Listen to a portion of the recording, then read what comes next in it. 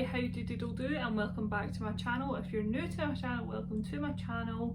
So for today's video, I am going to be talking about quite a serious issue. Now, a lot of sit downs on my channel are quite serious because as much as I love like the chaotic side of me and like the fun nights out or doing stuff with Greg, or you know, even I want to get into doing challenges and stuff, there is some things I've went through in life that I feel like need to be spoke about or need to be raised awareness of. So the thing I'm going to speak about today is about being spiked. Now, I don't know about the rest of the world, but I know in the UK at the minute there is a massive increase in spiking in nightclubs. I don't know if it's due to lockdown and everybody now finally getting back out, but there is a huge increase and now people are getting spiked by injection. I was unfortunately a victim of being spiked, but this was 5 years ago in 2016. But I believe it's still a thing that needs to be spoke about a lot more, and I've come to terms with what happened to me, so I am more than willing to speak about it and to raise awareness. I'm just going to speak about things that I maybe wish I knew back then or wish my friends knew. Huge love, is that even a love heart? I love you all, thank you so much for watching my videos. I suppose the best thing we can do is go back to 18, 19-year-old Amy. So when I was 17 to 19, I met a group of people. They really introduced me to the drinking scene in a very safe way. I was never out in the streets, it was never in unsafe settings, it was always in pubs we went to, we got served. I was so fortunate that my intro into drinking was very safe and secure, and my mum was fine with it and it was all good. When I hit 18, we did the party scene like nobody would believe. We were on it for days on end, but we were safe. Like, it wasn't stupidity, we weren't like mixing drugs or anything. It was very much just go out, have a good time, get really drunk, like be with your pals. I had a boyfriend at the time, be my boyfriend, just be young. So you know, we were, I suppose, and I say this quite a lot and people maybe don't understand it, but for us, I suppose we were innocent to clubbing. So yes, we knew what happened in clubbing. In May 2016, we went on a night out for one of my very, very best friends' 21st birthdays. Went to Driftwood, where we go, I'm going to mention the places, but this isn't no way to send hate to the places either. We went to Driftwood in Glasgow, where we used to always go for prees. I got there a little bit later because I'd been working that day. I want to say one or two, because Driftwood, and if you've been in Glasgow and in Driftwood you'll understand me, is normally bouncing, so to get a drink is impossible.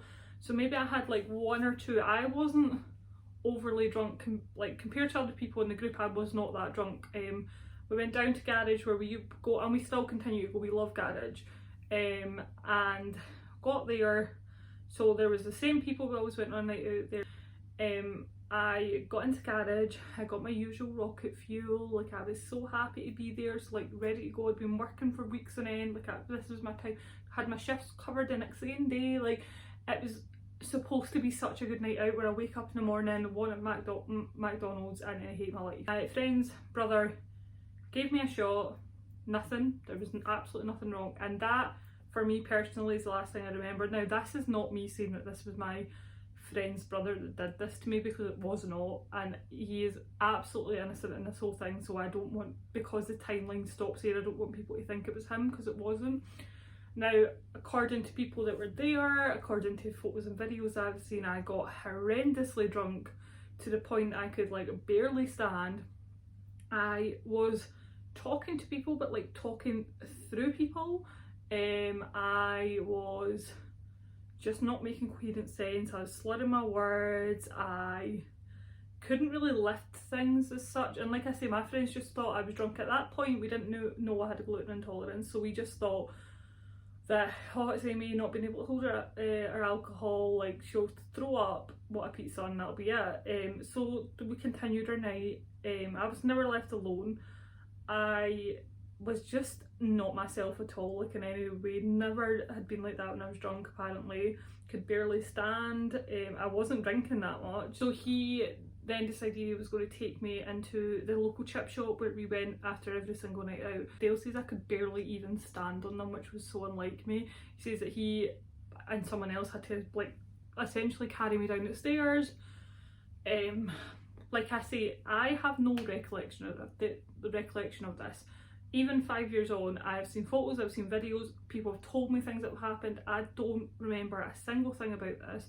What I remember is I can hear voices, but it's black, it's absolute black. Can't pinpoint the night. This is me telling you this is people telling me what happened. We got into the chippy and I got a water and I got pizza, and there my friend took a video of me, and this is what I mean, like, no hate to my friend, she took a video of me and we're all laughing, and well, I'm literally like not a well human being, and my friends are like shouting my name, chanting my name as usual, and they're like, oh, she needs to go home, like she's too drunk, silly Amy, like, and it was in good humour, like it wasn't to belittle me or anything like that. I will insert the video. Amy fucking Rip! Amy Rip! Amy fucking Rip! La la la la la la la! Waiting! Waiting! You're okay, you're fine, you're fine! Amy, don't lie on the table. Amy, are you waiting?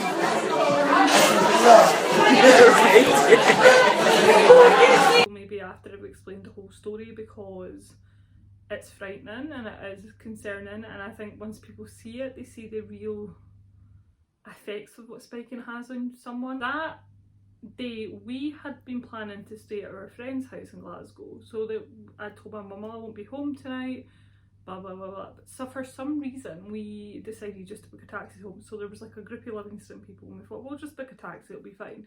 I never told my mum this, so I just thought no, it'll be fine. I booked a taxi, paid for it, so obviously back to the chippy, we're in the chippy waiting for this taxi to turn up. Got to the taxi, everybody got in the taxi, and the taxi driver was refusing to take me. He said he was never not taking a drunk girl like her home, and if I was spewing in his taxi, he'd be raging, and like he was just being an arsehole, to be quite honest. He wasn't understanding that I wasn't just drunk, he wasn't understanding that we had paid for it, so it's his legal obligation to take us home. So he took us home, apparently the whole way he was ranting and raving. I had my head in a bag. It's a 40-minute journey. I got home, my mum said that night she knew something had happened to me. She says she doesn't know how, she doesn't know why, but she felt in the pit of her stomach, she couldn't sleep. There was something inside of her saying that something's wrong. She heard my friends bringing me in from the night out. Mum came to look at me, laid me on my side, again just thought I was drunk. How was she meant to know any different? And then she got up the next morning and went off to work. Now the next morning when I woke up, I couldn't see properly. Like, it was almost as if my eyes were still shut but my eyes were open. That's the only way I can explain it. I felt the room consistently spinning. I felt sick, but not like hangover sick. Like, I went to stand up to go to the toilet, could barely walk. Like, now in my house, my room is right next to the bathroom, and I could barely stand. My mouth was like sandpaper. My smell, I smelled like I couldn't even smell properly. I just did not feel like a human being. My heart was pounding at my chest like nothing I've felt before. I actually was terrified, I could feel it. When I spoke to Dale and I spoke to the rest of the guys and they were trying to piece together the night, I was like, I don't remember this night. Like, there is not an ounce of me that remembers this night. And they were like, and I was trying to say to Dale, like, how much did I have? Like, blah blah blah blah. And he was like, Amy, don't think you had that much. I don't understand how you got that drunk. And he says, and actually I'm a bit worried. He's like, I don't know if you were maybe spiked and you didn't realise. And I was like, I don't know. Then we spoke to my other friend who was like, oh mate, you were so funny last night, you were really drunk, like, let me send you the video. And I was like, a video? And she was like, yeah, like, I took a video. And I thought, right, it's going to be like me chatting nonsense or me being an idiot or me doing something I really shouldn't. She sent me the video and I watched it and my whole mouth was like, and like my heart was racing, and I just looked at myself. Now there's a bit in the video that you'll see at the end where my jaw is literally swinging in it, And I was like, oh my god. So I've never dabbled in drugs. I don't know what a come down feels like. I don't know anything. But I sent it to my mum, who at the time worked with kids with like behavioural issues, who had maybe had experience in it. They said to her, they're like, there's something definitely wrong with her in that video. So my brother tried to make me food. I kept spewing it up. He tried to, like, he was like feeding me water, like drips of water, just because I just couldn't keep anything down. My mum told me to phone NHS 24. Now this is at the time for me. I'm explaining this story and I'm very like cut off from it. Like, I'm almost explaining it as if it wasn't me it happened to, because it's terrifying. It's terrifying to know that there's a whole night of my life that I do not remember and probably will never remember, and not because I had such a good time that I forgot because I was too drunk, or not because through any situation I put myself in. It was because someone spiked my drink in order to do something bad to me, and that's terrifying. I'm kind of cut off from it because I can make peace with it now, but it did affect me, and I'm going to go into details on how it affected me. So yeah, I had to phone NHS 24, really explain the situation. They were like, you absolutely sound like you've been spiked. My heart, like I say, was bouncing out of my chest. They were quite worried about that. They were asking me really hard hitting questions that they had to ask. Do I think I'd been raped? Was I ever left alone? Is there any part of my body that's sore? Is there any unwanted bleeding, or bleeding that wasn't there before? Just a number of different questions, and difficult questions that I never thought I'd have to be asked. But I wish I properly went in and got it investigated, because I've seen people and like they did check my heart rate and that, because it was way too high, and that was the only thing they were concerned about. They never actually properly tested me for things, which I think was a number one fault on their part, because they could clearly see that something was wrong with me.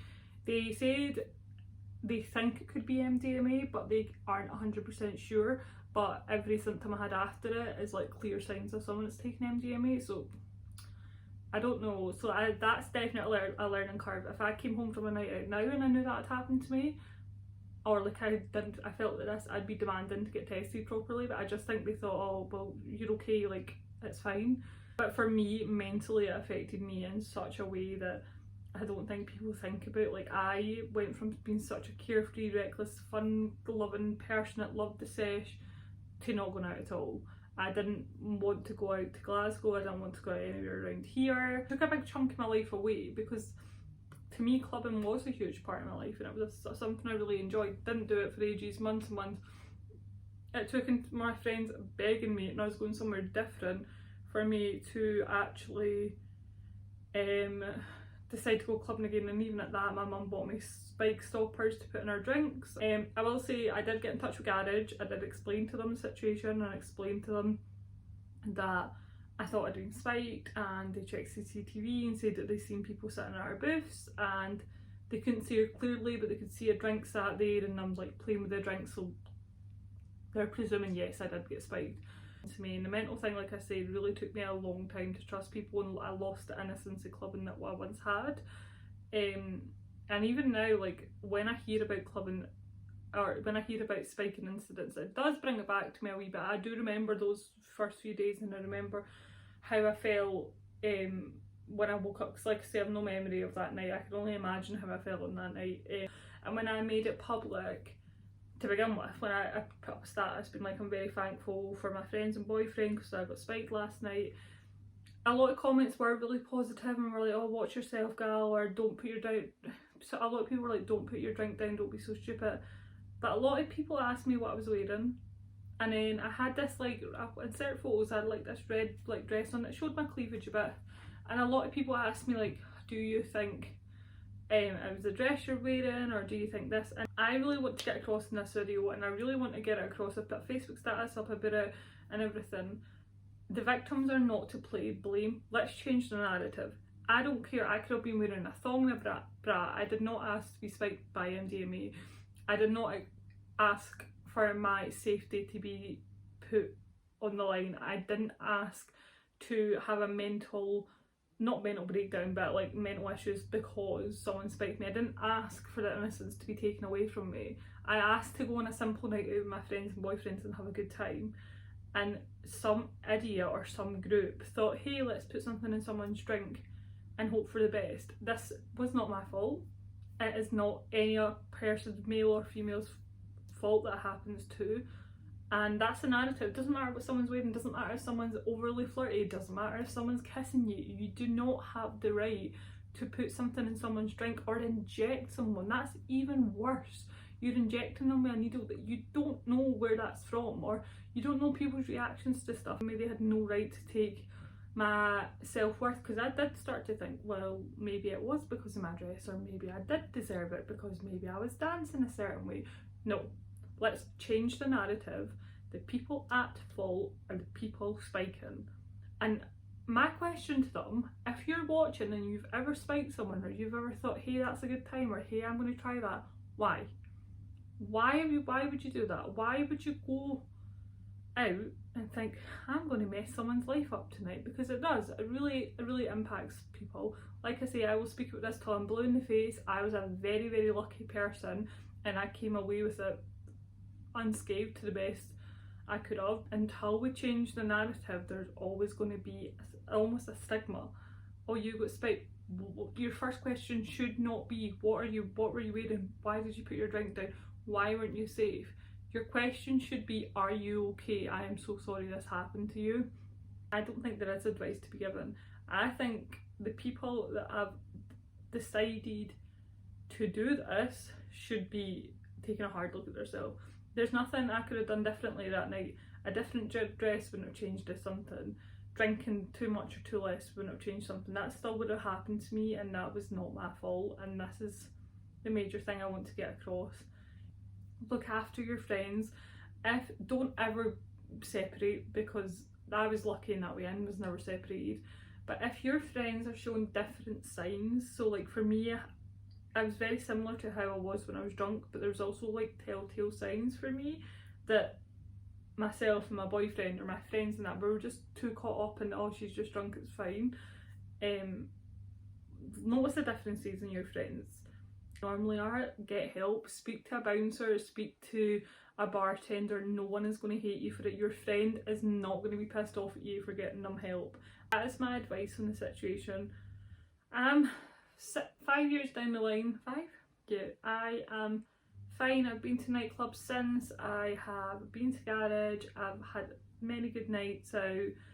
I was just very unfortunate in that incident, and I'm a kind of live and let live kind of person. I've experienced it now, I know what to look out for, I know how I am on it, and I'm just very lucky and grateful that I'm here. I'm very lucky and grateful that I have a platform that I can maybe share my experiences. Yeah, it was 5 years ago for me, so I've kind of made peace with it, so I am a bit more level-headed, but at the time it really impacted me that I couldn't see beyond the incident that happened.